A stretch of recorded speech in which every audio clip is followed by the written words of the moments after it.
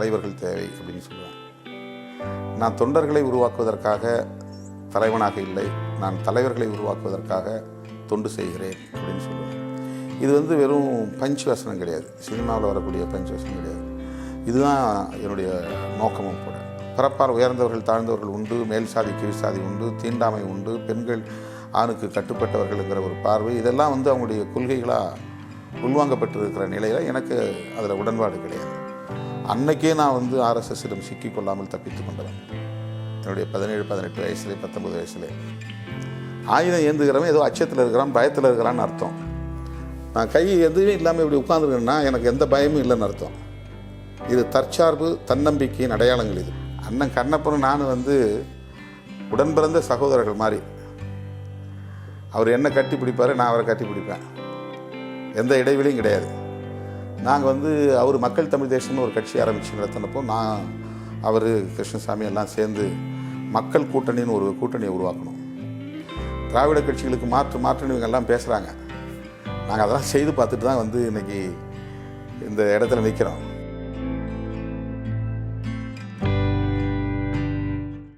வணக்கம் நண்பர்களே, இது அரண் செய், நான் மகிழ்நன். நாம் பல்வேறு அரசியல் சூழல்களில் பல்வேறு அரசியல் ஆளுமைகளை சந்தித்து உரையாடி வருகிறோம். அந்த வகையில் நாம் இன்று ஒரு முக்கிய விருந்தினரை சந்திக்க இருக்கிறோம். தன்னுடைய இளமையை அரசியலுக்கு தின்ன கொடுத்த ஒரு ஆளுமை, ஆனால் இன்றும் இளமை குன்றாமல் இருக்கிறார். விடுதலை சிறுத்தைகள் கட்சியினுடைய நிறுவனர் தோழர் திருமாவளவன் அவர். வணக்கம். வணக்கம். ராஜகண்ணப்பன் அவர்களை நீங்கள் சந்திச்சிங்க. அந்த ஃபோட்டோவை பார்க்கும்போது ரொம்ப எதேச்சியாக ரொம்ப நார்மலாக இருக்குது. ஆனால் திருமாவளவன் அவர்கள் ஃபஸ்ட்டு ஒரு ஃபோட்டோஷாப் பண்ணியிருக்கிறாங்க, கை கட்டி உட்காந்துருக்க மாதிரி. அப்புறம் நீங்கள் பக்கத்தில் உட்காந்துருக்கிறதே அதுக்கு ஒரு இன்டர்பிரிட்டேஷன். இப்போ தொடர்ச்சியாக அவங்கள நோக்கி திருமாவளவன் அதை பண்ணுறாரா, திருமாவளவன் இதை பண்ணுறாரா இப்படிங்கிற கேள்வி. இன்னும் சொல்ல போனால் குடிசை பிரச்சனையிலும் கூட நம்ம அரும்பாக்கம் குடிசை வார்த்தை நீங்கள் அங்கே இருந்தீங்க டெல்லியில். திருமாவளவனே அதுக்கு பதில் சொல்லலை, திருமாவளவனே அது குறித்து அறிக்கை விடலை. இப்படியான ஒரு கேள்வி தொடர்ச்சியாக அவங்கள தொடரும் பொழுது நீங்கள் எப்படி பர்சீவ் பண்ணிக்கிறீங்க? இப்போ வந்து நான் குறிவைக்கப்பட்டிருக்கிறேன் அப்படிங்கிறது தெரியுது. அது ஒரு வகையில் நான் வெற்றியாக தான் பார்க்குறேன். ஏன்னா வெளிச்சம் இப்போ என்னை தேடுகிறது. நான் எனக்கு வெளிச்சம் தேவைன்னு நான் போய் தேடலை. என்னை பற்றி பேசுங்கன்னு நான் சொல்லலை. என்னை வந்து நீங்கள் உங்களுடைய சமூக வலைத்தளங்களை என்னை பற்றி பதிவு செய்யுங்கன்னு நான் கேட்கல. ஆனால் அவங்க செய்கிறாங்க. அது எனக்கு இது வந்து ஒரு மேனரிசம். இப்படி உட்கார்றதுங்கிறது எனக்கான ஒரு மேனரிசம். இதில் எனக்கு எந்த விதமான தாழ்வு எண்ணமோ அல்லது ஒரு அச்சமோ அடிமை போன்ற உணர்வு எனக்கு கிடையவே கிடையாது. இது ஒரு வகையில் வந்து இப்படி கை கட்டுறது வந்து தற்சார்பையும் தன்னம்பிக்கையும் வெளிப்படுத்தக்கூடிய ஒன்றாக நான் பார்க்குறேன். இது வந்து இது அதுக்கான சைன். இது நான் எதையும் இப்படி சார்ந்து உட்கார்றது, இது நான் ஐம் டிபெண்டிங் திஸ், இப்படி உட்கார்ந்துருக்கிறது என்ன நானே சார்ந்திருக்கிறது. இது வந்து ஒரு தற்சார்பு. நான் எதையும் ஆயுதம் கையில் வச்சுருக்கிறேன், ஆயுதத்தை நம்புகிறான்னு அர்த்தம். நான் ஆயுதம் இல்லை, வெறுங்கையோடு இருக்கேன் அப்படின்னா எனக்கு தன்னம்பிக்கை. அது நான் இப்படி கையில் ஆயுதத்தை வச்சுட்டு உட்காந்துருது, துப்பாக்கி வச்சுட்டு இப்படி உட்காந்துக்கிறது, இது வந்து துப்பாக்கியின் மீது தான் நம்பிக்கை வச்சுருக்கிறேன், என் மேலே நம்பிக்கை இல்லை. சம்மந்தமில்ல. ஆயுதம் ஏந்துகிறவன் வீரன் கிடையாது. ஆயுதம் ஏந்துகிறவன் ஏதோ அச்சத்தில் இருக்கிறான், பயத்தில் இருக்கிறான்னு அர்த்தம். நான் கை எதுவுமே இல்லாமல் இப்படி உட்காந்துருக்கேன்னா எனக்கு எந்த பயமும் இல்லைன்னு அர்த்தம். இது தற்சார்பு தன்னம்பிக்கையின் அடையாளங்கள். இது ஒன்று. ரெண்டாவது வந்து இது அடிமைத்தனம்னு இன்டர்ப்ட் பண்ணாங்கல்ல, அதுதான். ஏன்னா அடிமை இது வந்து நிலக்கிழார்களுக்கு வந்து எப்பயுமே உழைக்கிறவனை கண்டு ஒரு அச்சம் இருக்கும். அதனால் அவனை வந்து வெறும் ஆயுதம் நிராயுத பாணியை ஆக்கி அவனை கையை கட்ட வைப்பான். ஏன் கையை கட்ட வைக்க? இப்படி இருந்தால் என்ன அடிச்சிருவான்ங்கிற பயம் அவனுக்கு. வெறுங்கையே என்ன டக்குன்னு தாவி பிடிச்சிருவான், அடிச்சிருவான், டக்குன்னு எங்கேயாவது ஆயுதத்தை எடுப்பான். அதனால் கையை கட்டி நில்லுனா என்ன அர்த்தம்? நிலக்கிழாருக்கும் பண்ணையார்களுக்கு இருக்கிற அச்சத்தின் விளைவு தான் உழைக்கிறவனை பாட்டாளியை கை கட்ட வைக்கிறது. இப்போ கை கட்டுறது வந்து இவன் பயந்துக்கிட்டு கை கட்டுறது கிடையாது, அவன் பயந்துக்கிட்டு இவனை கை கட்ட சொல்கிறான். அண்ணன் கண்ணப்பனும் நானும் வந்து உடன் பிறந்த சகோதரர்கள் மாதிரி. அவர் என்ன கட்டி பிடிப்பார், நான் அவரை கட்டி பிடிப்பேன். எந்த இடைவெளியும் கிடையாது. நாங்கள் வந்து அவர் மக்கள் தமிழ் தேசம்னு ஒரு கட்சி ஆரம்பித்து நடத்தினப்போ நான் அவர் கிருஷ்ணசாமி எல்லாம் சேர்ந்து மக்கள் கூட்டணின்னு ஒரு கூட்டணியை உருவாக்கணும். திராவிட கட்சிகளுக்கு மாற்றுன்னு இவங்கெல்லாம் பேசுகிறாங்க. நாங்கள் அதெல்லாம் செய்து பார்த்துட்டு தான் வந்து இன்றைக்கி இந்த இடத்துல நிற்கிறோம். 2004 திமுக அதிமுக வேண்டான்னு முடிவு பண்ணி நாங்கள் வந்து நாடாளுமன்ற தேர்தலை எதிர்கொண்டோம். 99க்கு பிறகு அடுத்து வரக்கூடிய நாடாளுமன்ற பொது தேர்தல். திமுக கூட்டணி நான் இருந்தாலும் 2 வருஷத்தில் நான் ராஜினாமா பண்ணிட்டு வெளியே வந்துட்டேன். அது கலைஞருக்கு என் மேலே பெரிய கோபம், மிகப்பெரிய வருத்தம். அவர்கிட்ட சொல்லாமல் நான் அதை செஞ்சுட்டேன். ஏன்னா அப்போ நான் வந்து 2001 அவசரத்தில் கடைசி நேரத்தில் உதயசூரியன் சின்னத்தில் இருந்து தான் நான் ஜெயித்தேன். 2 வருஷத்துக்கு மேலே என்னால் வந்து அங்கே உள்ளே இருந்து ஒரு திமுக உறுப்பினராக என்னால் இயங்க முடியல. நான் ராஜினாமா பண்ணிவிட்டு நாடாளுமன்ற தேர்தலை மீண்டும் நிற்கணும் அப்படின்னு நான் ஆசைப்பட்டேன். அந்த நேரம் வந்து நாடாளுமன்ற தேர்தலை திமுக கூட்டணியில் நீடிக்கணும்னு நான் விரும்பிய போது கலைஞர் வந்து தர முடியாதுன்ட்டு பாமகவுக்கு அந்த தொகுதியை கொடுத்துட்டார். அப்போ நான் கலைஞர்கிட்ட போய் சொன்னேன், எனக்கு வந்து இந்த ஒரே ஒரு தொகுதியை கொடுங்க, நான் போன தேர்தலில் 2.25 லட்சம் ஓட்டு வாங்கினேன், எனக்கு எம்பி தேர்தலை ஜெயிக்கணும்னு ஒரு எதிர்பார்ப்பு இருக்குது, அந்த மக்களும் எனக்கு நிறைய வாக்களிச்சிருக்காங்க, ஏற்கனவே மிகப்பெரிய வன்முறை நடந்தது அப்படின்னு நான் கேட்டப்ப இல்லை அது பார்க்கலாம், நீங்கள் தான் எம்எல்ஏவாக இருக்கீங்களேன்னு சொல்லிட்டார். அப்புறம் தான் நான் வெளியே வந்து அப்போ நான் மும்பையிலேருந்து தான் வந்து கலைஞரை பார்த்தேன் அந்த டைமில், அந்த தேர்தல் நேரத்தில். அப்போ அவர் முடியாதுன்னு சொல்லிட்டார். முடியாத பிறகு நான் எலெக்ஷன் நின்னாகணும். நான் எம்எல்ஏ ஆகிட்டேங்கிறதுனால நான் வந்து ஒரு எலெக்ஷனில் நிற்காமல் இருக்க முடியாது. திமுக கூட்டணியில் இருந்துக்கிட்டு நான் வெளியில் ஒரு வேட்பாளரையும் போட முடியாது. அப்போ எனக்கு அது வந்து ஒரு நெருக்கடியாக மாறினோடனே நான் திமுக கூட்டணியிலேருந்து வெளியேறணுங்கிறதுக்காக பதவியை ராஜினாமா பண்ணிவிட்டு நான் வெளியேறி வந்து எலெக்ஷனில் நிற்கிறதுக்கு ஏற்பாடுகள் பண்ணும்போது இந்த கூட்டணி நாங்கள் உருவாக்கணும். அப்போது மக்கள் தமிழ் தேசத்தினுடைய தலைவரான ராஜகண்ணப்பன் இருந்தார். அப்போ வெறும் கண்ணப்பன் தான், இப்போ அதுக்கு பிறகு தான் அவர் ராஜகண்ணப்பன் ஆனார், பெயர் மாற்றம் செஞ்சுக்கிட்டார். அப்போ நாங்கள்லாம் ஒன்றா தான், ரொம்ப ரொம்ப ஜோவியல் டைப் அவர், ரொம்ப ரொம்ப இயல்பாக பழகக்கூடியவர், ரொம்ப அன்பானவர் அவர். ஸோ சோஷியல் மீடியா ட்ரெண்ட் வந்து பெரும்பாலும் உண்மைகளை தெரிஞ்சு அது என்ன நினைக்கிறான்னா, என்ன டார்கெட் பண்ணல, அவன் திமுகவை வந்து அடிக்கணும், யாராவது ஒரு அமைச்சர் மாதிரி இது மாதிரி ஆட்களை வச்சுக்கிட்டு கிரிட்டிசைஸ் பண்ணணும் அப்படிங்கிறது தான் அவங்களுக்கு வந்து திமுக தான் குறி. அமைச்சரை வந்து பாருங்கள், அவர் இப்படி உட்காந்துருக்காரு, என்னை அங்கே வந்து ஒரு 50-100 பேர், வெளியில் கிட்டத்தட்ட 500 பேர் நின்றுட்டு இருக்கிறாங்க. அவர் வாசலில் வந்து என்னை வரவேற்று அழைச்சிட்டு போனார். நான் வண்டி விட்டு இறங்கினோடனே வாங்க திருமான்னு என்னை அழைச்சிட்டு போகிறார். போனவுடனே பக்கத்தில் இதே மாதிரியே ஒரு பக்கத்தில் இன்னொரு பெரிய சோஃபா சேர் கிடந்துச்சு, அங்கே உட்காருங்கினார். நான் சொன்னேன், என்னென்னா அவ்வளோ தூரம் என்னை தள்ளி உட்கார வைக்கிறீங்க, நான் உங்கள் முகம் பார்த்து பேசணும்னா அப்படின்ட்டு பக்கத்தில் ஒரு அது அந்த இடத்துல இயல்பாக கடந்தது, நான் அதை இழுத்து போட்டு உட்காந்தேன். அப்போ இந்த பக்கத்தில் இருந்த சோஃபா பக்கத்தில் கொஞ்சம் தள்ளி இருந்தது, அதில் நம்ம பாலசிங்கம் மற்ற தோழர்கள்லாம் கட்சி எனக்கு கூட வந்த தம்பிங்க, டிரைவர், இவர் எல்லாம் உட்காந்துருந்தாங்க. அவங்க அங்கே உட்காந்தாங்க. அப்போ சொன்னார், இங்கேயாவது வந்து உட்காருங்கன்னாரு. பரவாயில்லண்ணா அது என்ன அப்படின்ட்டு நான் அந்த சேரில் உட்காந்தேன். காஃபி கொடுத்தாரு, குடித்தேன். திரும்ப 3வது முறை அவர் சொல்லும்போது, ஏன்னா முகம் பார்த்து பேசணும்னா இதானே நல்லாயிருக்கு, ஏன்னா நீங்கள் இது பண்ணிக்கிறீங்க அப்படின்னு. இப்போ இது போய் அவங்க வந்து சர்ச்சையாக்குறாங்கன்னா அது அவங்களுடைய காழ்ப்புணர்ச்சியை காட்டுது, இல்லைன்னா அறியாமையை காட்டுது, அப்படி இல்லைன்னா பொறாமையை காட்டுதுன்னு அர்த்தம். அது இந்த குடிசை வாசிகள் தொடர்பான பிரச்சனைகளை பெரும்பாலும் அது தலித்துகளுடைய பிரத்யேகமான பிரச்சனை. குடிசையில் வந்து எல்லா சாதிக்காரங்களும் இருக்கிறாங்க, எல்லா சாதி ஏழைகளும் இருக்கிறாங்க. ஆனால் தலித்துகளுடைய பிரத்யேகமான பிரச்சனை, இதுக்கு ஏன் திருமாவளவன் பஞ்சம் பண்ணிக்கிறாரு, இதுக்கு ஏன் திருமாவளவன் குரல் கொடுக்க மாட்டேங்கிறாருன்னு கிட்டத்தட்ட அந்த பிரச்சனையை சுருக்குறாங்க, அது உங்களை டார்கெட் பண்ணுறாங்க. அதில் 2 வகையான மக்கள் அந்த மாதிரி விமர்சனம் வைக்கிறாங்க. ஒன்று வந்து உண்மையிலே என் மீது நம்பிக்கை வைக்கிற நல்லெண்ணம் கொண்ட தோழர்கள், ஏன் அண்ணன் இதை பற்றி பேசாமல் இருக்காரு, பேசணும் அப்படின்னு எதிர்பார்த்து சொல்லலாம். சில பேர் வந்து என்ன அவங்க வந்து கொஷினுக்கு, அதாவது ஒரு கேள்விக்குள்ளாக்கி என்னை நம்பக்கூடியவர்களுக்கு மத்தியில் ஒரு குழப்பத்தை உருவாக்குறது. பாருங்கள், இவர் திமுக கூட்டணியில் இருக்கிறதுனால பேசாமல் இருக்கிறாரு, இவர் அதிமுக கூட்டணியில் இருக்கிறதுனால பேசாமல் இருக்கிறாரு அப்படின்னு என்ன வந்து என்னை நம்பக்கூடிய சமூகத்தினருக்கு வந்து ஒரு குழப்பத்தை, அவநம்பிக்கை ஏற்படுத்துறதுக்கான ஒரு முயற்சி. நல்லெண்ணத்தின் அடிப்படையில் என்னை விமர்சித்தால் அதற்கு நான் பதில் சொல்ல தயாராக இருக்கிறேன். என்னை எந்த நிலையிலுமே ஆதரிக்க மனம் இல்லாதவங்க ஒருத்தர் வந்து என்னை பற்றி வந்து விமர்சிக்கிறாங்கன்னா அதை நான் பொருட்படுத்த விரும்பலை. ஒடுக்கப்பட்ட மக்களுடைய பிரச்சனைகள்ங்கிறது அனைத்து தரப்பாராலும் பேசப்பட வேண்டிய பிரச்சனை. இடதுசாரிகள் பேசணும், திமுக பேசணும், அதெல்லாம் வந்து அப்போ தான் அது வந்து பொது விவாதத்தில் இடம்பெறும், அதுக்கான ஒரு தீர்வு கிடைக்கும். தனிப்பட்ட நான் வந்து நம்ம தோழர்கிட்ட கூட சொல்லுவேன், மெர்ஜிங் வித் மெயின் ஸ்ட்ரீம்ங்கிறது தான் நம்முடைய அல்டிமேட். நம்முடைய போராட்டங்கிறதே வந்து மெயின் ஸ்ட்ரீமில் இணையிறது, ஐசோலேட் பண்ணிக்கிறது இல்லை. நாங்கள் இந்த மாதிரின்னு ஒரு தனி அடையாளத்தை சொல்லிக்கிட்டு நம்மளை தனிமைப்படுத்தி கொள்ளக்கூடாது. இப்போ அலையன்ஸுங்கிறதே வந்து அதுக்கான ஒரு முயற்சி தானே தவிர வெறும் பதவிக்கான முயற்சியை பார்க்கக்கூடாது.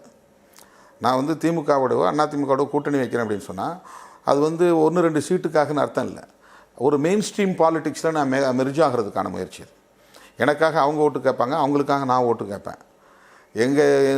எங்கள் தொண்டர்கள் அவர்களுக்காக வேலை செய்வார்கள், அவர்கள் தொண்டர்கள் எனக்காக வேலை செய்வார்கள், விடுதலை சிறுத்தைகளுக்காக. இப்போ இதுக்குள்ளே மிகப்பெரிய ஒரு கெமிஸ்ட்ரி ஒர்க் அவுட் ஆகுது. ஒரு ஐக்கியத்திற்கான ஒரு ஐக்கியங்கிறது கூட இல்லை. அது வந்து பாலிட்டிக்ஸே வந்து ஒரு கலப்பு அரசியலுங்கிறது உருவாகுது. எனக்கான பிரச்சனைகளை அவங்க வந்து புரிஞ்சுக்கிறது என்னோட இணைஞ்சு வேலை செஞ்சால் தான் புரிஞ்சுக்க முடியும். அவங்களுக்கான நெருடல்கள் என்னங்கிறத அவங்களோட இணைஞ்சு நான் வேலை செய்யும்போது தான் புரிஞ்சுக்க முடியும். ஒரு ஆளுங்கட்சியாக இருந்து ஒரு பிரச்சனையை ஆளுங்கட்சி ஆகக்கூடிய அளவுக்கான தகுதி உள்ளவங்க ஒரு பிரச்சனை அணுகிறதுக்கும் ஒரு எம்எல்ஏ 5 எம்எல்ஏ 10 எம்எல்ஏ கிடைச்சா போதும்னு நினச்சி அரசியல் செய்யக்கூடிய கட்சிக்கு நிறைய வேறுபாடு இருக்குது. அதை இப்போ நாம் பேசுகிற மாதிரி எல்லாரும் பேசிட முடியாது. அதுதான் அண்ணா சொல்லுவார், அவன் வெறுங்கையை எடுத்து ஆட்டிகிட்டு இருக்கிறான், நம்ம வந்து கடுகு வைத்திருக்கிற கரண்டியை வச்சுக்கிட்டு ஆட்ட முடியாது அப்படின்னு சொல்லிட்டு, எண்ணெய் கரண்டி வச்சுக்கிட்டு வேகமாக ஆட்டி பேச முடியாதுன்னு. அதனால் ஒவ்வொருத்தருக்கும் ஒரு ரெஸ்பான்சிபிலிட்டி இருக்குது, லிமிட்டேஷன் இருக்குது. இதெல்லாம் நம்ம புரிஞ்சுக்கிட்டு தான் வந்து செய்யணும். இப்போ இந்த பிரச்சனையில் வந்து அங்கே எந்த வீடுமே இடிக்கப்படலை. ஒரு 4-5 வீட்டு முன்னால் இருந்த ஷீட் வந்து கலைச்சி போட்டுருக்குறாங்க. ஆனால் அவங்களுடைய ஒப்புதலோடு தான் செஞ்சுருக்கிறாங்க, வீட்டுக்காரனுடைய ஒப்புதலோட. போய் நான் பார்த்தேன், நேராக போய் பார்த்தேன். 93 பேருக்கு வந்து மாற்று இடம் தரணும். அவங்க வந்து அதுக்கான கால அவகாசம் கொடுத்து பொருள்லாம் அப்புறப்படுத்த சொல்லியிருக்காங்க. அங்கேருந்து அவங்கள அழைச்சிட்டு போகிறதுக்கு வண்டி வாகனங்கள் வச்சுருக்கிறாங்க. அவங்க மறுகுடியமர்த்தம் செய்ய வரையிலும் இடையில அவங்களுக்கு சாப்பாடெல்லாம் ரெடி பண்ணி கொடுத்துருக்குறாங்க. 3 வேளையும் சாப்பாடு போட்டிருக்காங்க. இது எல்லாமே நடந்திருக்கு. அங்கே இருக்கிற ஒரே பிரச்சனை, ஒரு 21 பேர் அங்கே வாடகைக்கு தங்கியிருக்கிறாங்க, அவங்களுக்கு மாற்று இடம் கொடுக்கல. ஹவுசிங் பாலிசி தொடர்பான பிரச்சனை ஒரு நாளில் தீர்க்க முடியாது. அப்போ என்னென்னா, ஏதாவது ஒரு குற்றம் சொல்லி குறை சொல்லி மக்கள் மத்தியில் எனக்குள்ள ஒரு நம்பிக்கையை வந்து சீர்குலைக்கணும்னு சில பேர் வந்து செய்கிறாங்க. அது அப்பட்டமான அரசியல் காழ்ப்புணர்ச்சி. இப்போ நானும் எங்கள் தரப்பில் நாங்கள் வந்து முதல்ல செய்தி அங்கேருந்து பால்ராஜுங்கிறவர் அவர் தான் செய்தி நீங்கள் போட்டிருந்தா நான் பார்த்தேன். பால்ராஜ் வந்து இந்த மாதிரியான முயற்சியில் இருக்கிறாங்க, இடிக்க போகிறாங்க. முதல் நாள் வந்து அவங்களுக்கு அப்படியே அதை பார்த்து நான் டெல்லியில் இருக்கும்போது அதை பார்த்தேன். பால்ராஜ்னே பேர் போட்டுருந்துச்சு, உங்கள் லோகோ ஸ்டைலில் இருந்தது, அரண்சைன்னு பார்த்தேன். நான் போன உடனே அவர் கேட்டேன், எங்கே பால்ராஜ்ன்னு. அவர் வீடு இதுதான் சொல்லிட்டு ஒரு அம்மா என்கிட்ட சொன்னாங்க. எங்கே அவர் போயிட்டார் அப்படின்னா, அவர் வந்து வாடகையில் குடியிருக்கிறவங்களுக்கும் வீடு வேணும்னு கேட்டதுக்காக அதிகாரிகள் வந்து அவரை சண்டை போட்டாங்க, வாக்குவாதம் ஆகி போச்சு. அதனால் குண்டுக்கட்டாக தூக்கிட்டு போயிட்டு வெளில போட்டாங்க. இப்போ அவர் வந்து தங்களுக்கு ஒதுக்கப்பட்ட வீட்டுக்கு புளியந்தோப்பு போயிட்டார் அப்படின்னு சொன்னாங்க. இப்போ வந்து அண்ணல் அம்பேத்கர் வந்து சொல்லும் பொழுது, எனக்கு தேவை பக்தர்கள் அல்ல தொண்டர்கள் அப்படின்னு கேட்குறாரு. நீங்கள் தொண்டர்கள்ட்ட ஏதாவது சொல்லணும்னு சொன்னால் என்ன சொல்வீங்க? எனக்கு தொண்டர்கள் தேவையில்லை, தலைவர்கள் தேவை அப்படின்னு சொல்லுவேன். நான் தொண்டர்களை உருவாக்குவதற்காக தலைவனாக இல்லை, நான் தலைவர்களை உருவாக்குவதற்காக தொண்டு செய்கிறேன் அப்படின்னு சொல்லுவேன். இது வந்து வெறும் பஞ்ச் வசனம் கிடையாது, சினிமாவில் வரக்கூடிய பஞ்ச் வசனம் கிடையாது. இதுதான் என்னுடைய நோக்கமும் கூட. நான் ரொம்ப தெளிவாக இந்த 35 ஆண்டு கால பொது வாழ்க்கையில் உணர்ந்து கொண்டது, இங்கே இருக்கிற பஞ்சமே வந்து தலைமைத்துவ பஞ்சம்தான். தலைமைத்துவம் அப்படிங்கிறது வந்து ஒரு தலைவனாக பிரகடனம் செய்து கொள்வது மட்டும் இல்லை, அதில் வந்து ஒரு அமைப்புக்கான கொள்கை கோட்பாட்டுகளை வடிவமைத்து தருவதோடு, உரிய செயல் திட்டங்களை வரையறுத்து தருவதோடு, அந்த கொள்கை கோட்பாடுகளை மக்களிடத்தில் கொண்டு போய் சேர்க்கக்கூடிய ஆளுமை மிக்க தலைவர்களை உருவாக்கணும். இப்போ அவங்க வந்து அந்த அர்ப்பணிப்போடு அந்த கொள்கையை உள்வாங்கி கொண்டு கொள்கைக்காக வேலை செய்யக்கூடிய ஒரு தன்மையை, அரசியல் புரிதலை அவர்கள் பெறணும். இப்போது கௌதம புத்தருக்கு கிடைத்த சீடர்கள், அவர்கள் சீடர்கள் கௌதம புத்தருக்கு சீடர்கள் என்று அழைக்கப்பட்டாலும் அவர்களும் கௌதம புத்தரை போன்ற தலைவர்கள் தான், புத்தர்களாகவே இருந்தாங்க. இப்போ அதுதான் வந்து இத்தனை ஆண்டுகளுக்கு பிறகும் பௌத்தம் பேசப்படுவதற்கு காரணம். அதே போல் இயேசு பெருமானுக்கு கிடைத்த அந்த 12 பேரில் ஒருத்தர் யூதாஸ் போயிட்டாருனாலும் கூட மற்ற ஆட்கள் ஊராக உலகம் பூரா சுற்றுப்பயணம் செய்து நடந்தே போய் அவர் சொன்ன கருத்துக்களை பரப்பக்கூடிய அளவுக்கு ஆளுமை மிக்கவர்களாக இருந்தார்கள்.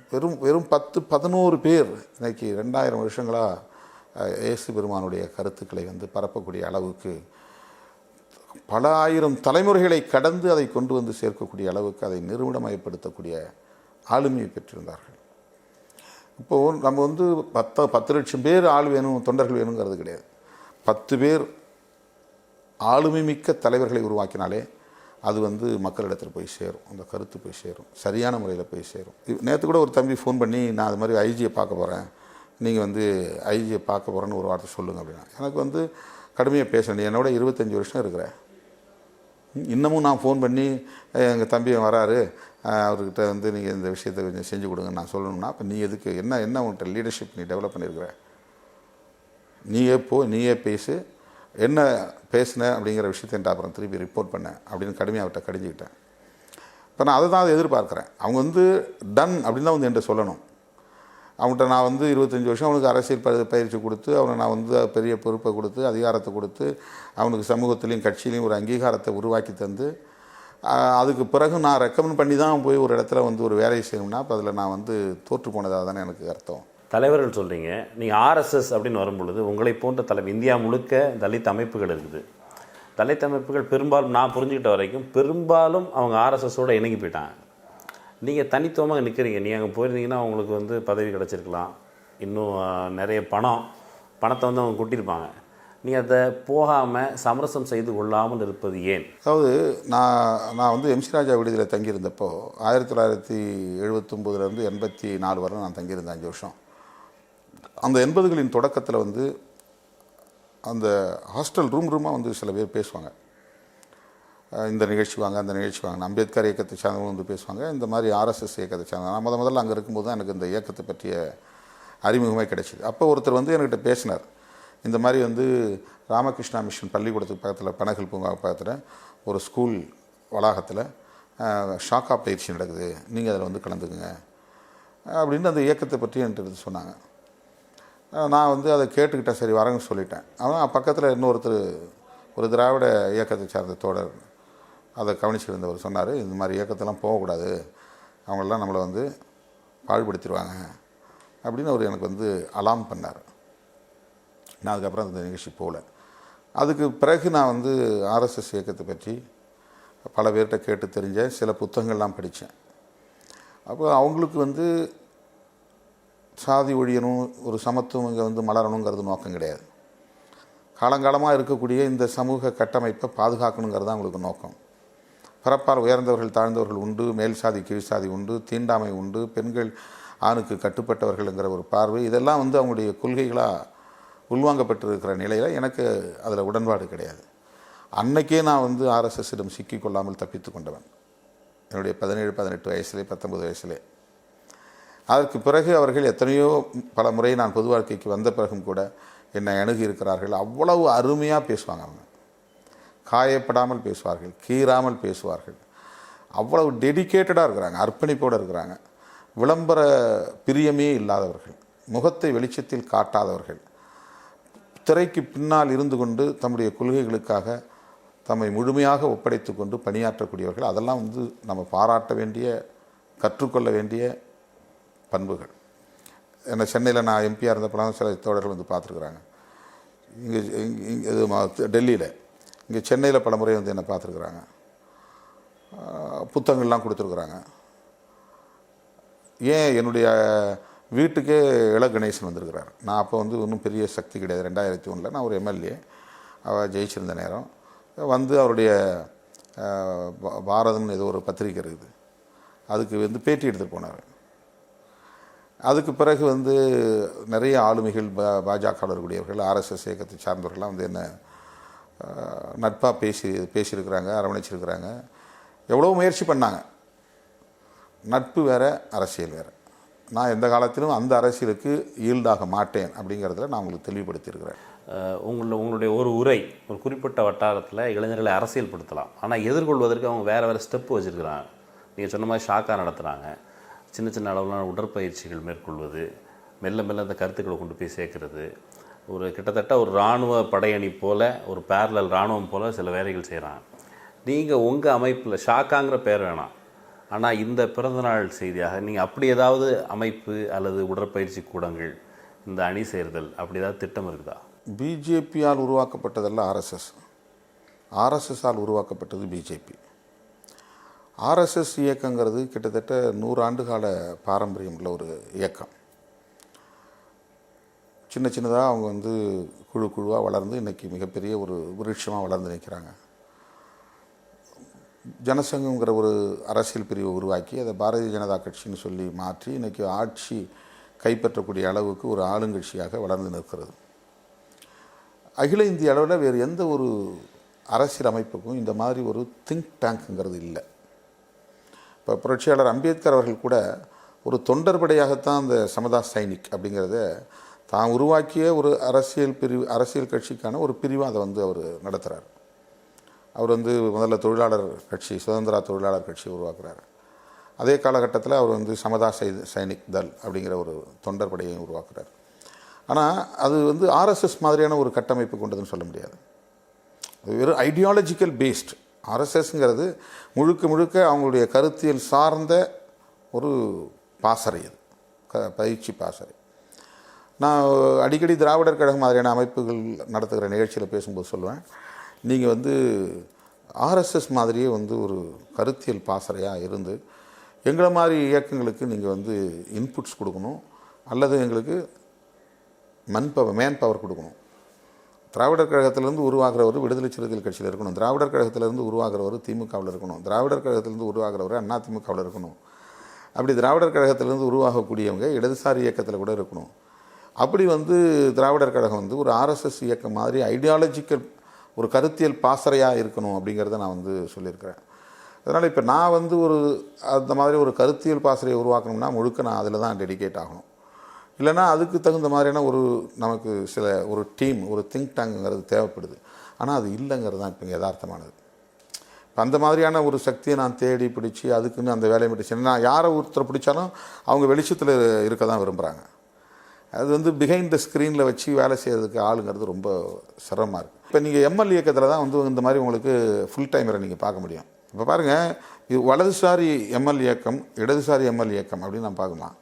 வலதுசாரியில் இருக்கக்கூடியவர்களும் இடதுசாரிகளில் இருக்கக்கூடியவர்கள் மாதிரியே டெடிக்கேட்டடாக இருக்காங்க, தலைமறைவாக இருக்காங்க, வெளிச்சத்துக்கு வரல, மேடைக்கு வரல, ஐடியாலஜிகளாக இருக்கிறாங்க, திருமணம் செய்து கொள்ளாமல் தியாகம் செய்யக்கூடியவர்களாக இருக்கிறாங்க.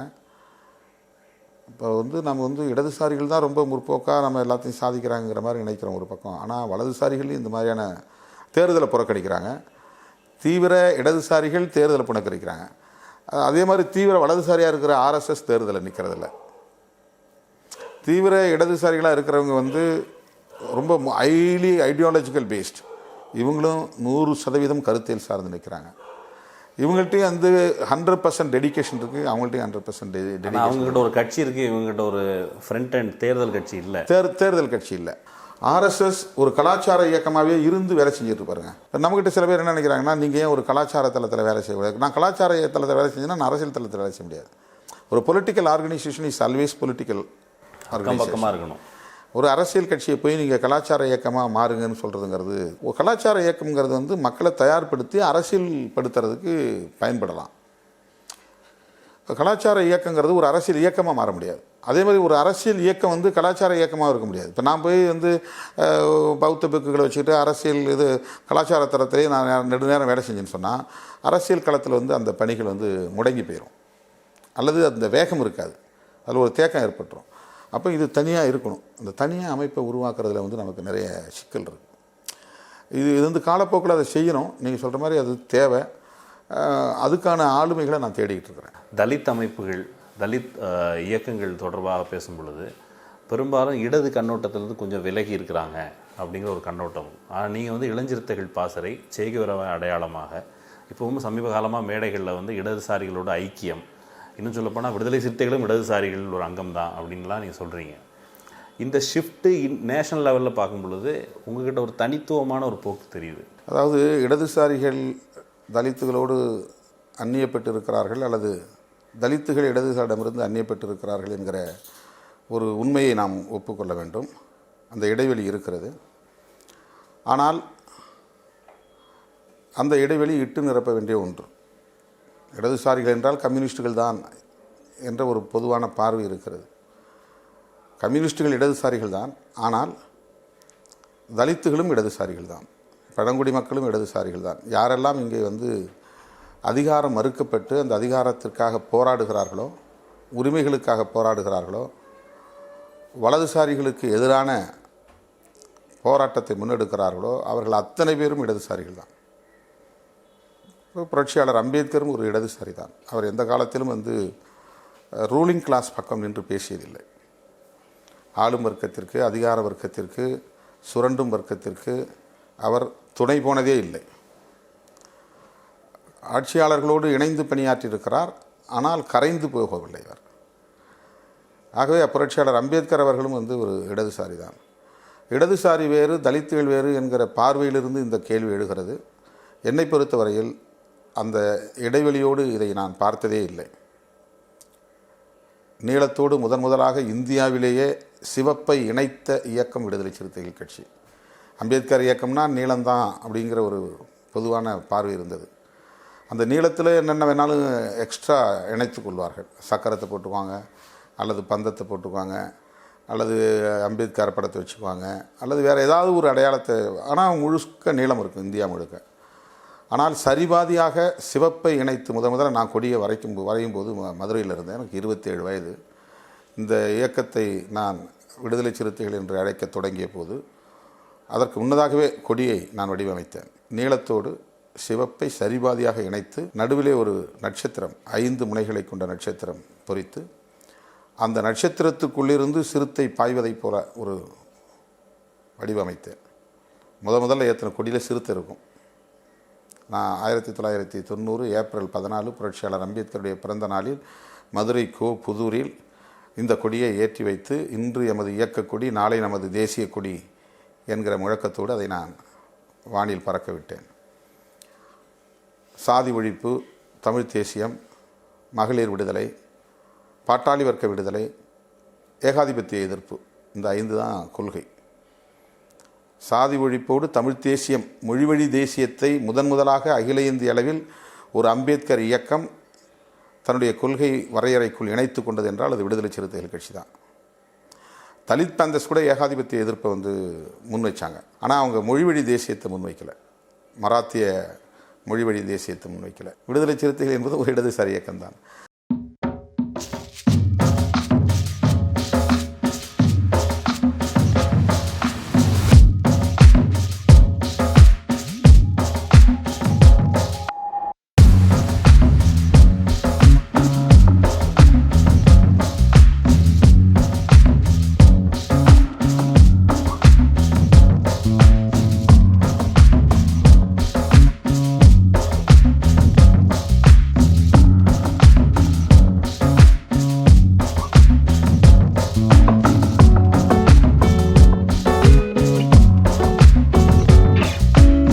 உடல் ஆரோக்கியமாக இருந்தால்தான் உள்ளமும் ஆரோக்கியமாக இருக்கும். உடல் பாதுகாப்பாக இருந்தால்தான் உயிர் பாதுகாப்பாக இருக்கும். ஆகவே உயிர் பாதுகாப்புக்கும் உள்ளத்தின் வலிமைக்கும் உடல் மிக முக்கியமான ஆதாரமாக இருக்கிறது, மூலாதாரமாக இருக்கிறது.